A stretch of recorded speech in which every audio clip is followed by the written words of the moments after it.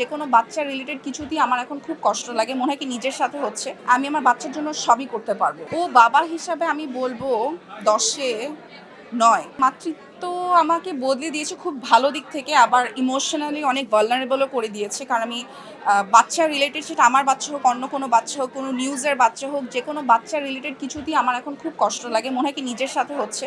তো আমাকে ইমোশনালি অনেক ভালনারেবল বানিয়ে দিয়েছে এবং ইমোশনালি অনেক অ্যাভেইলেবলও বানিয়ে দিয়েছে। আমার কাছে মনে হয় এখন আমি আমার বাচ্চার জন্য সবই করতে পারবো, আমার ফ্যামিলির জন্য আমি সব করতে পারবো। মানে আমার হার্ট যদি এতটুকু ছিল আগে, আমার হার্ট এখন এত বড়। সো আমি এখন সবার জন্য সব কিছু করতে পারবো, যেটা আসলে আমাকে মাতৃত্ব আমাকে দিয়েছে। ও মাই গড, আমি বললাম না, আমি এখন এরকম অনেক গ্রুপস থাকে ফেসবুকে, যেগুলো থেকে আসলে আমি আইদার আমি এগুলো নোটিফিকেশন বন্ধ করে রাখি, বা আমি লিভ নেই, বা গ্রুপ থেকে আমি আসলে গ্রুপটাকে রিপোর্ট করি না, মানে আমি নিজেকেই রিমুভ করে ফেলি সেই গ্রুপটা থেকে।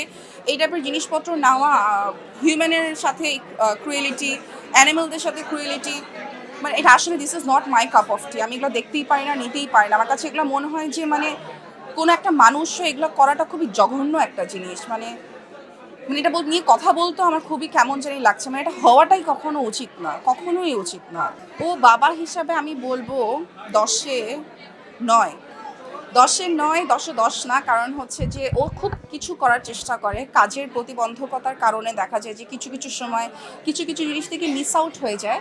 তো এই জন্য ওকে 10-এ 9 দিব। বাট ও সব করে। ও বাচ্চার ও যতক্ষণ ও বাসায় থাকে বা বাসার বাইরেও থাকে, সব কিছুই ও যেটা মানে একটা বাচ্চার জন্য করার প্রয়োজন। তো যারা যারা এখানে বাবা আছেন, আপনারা অবশ্যই একটা বাচ্চার জন্য কী কী করার প্রয়োজন ও সবই করে।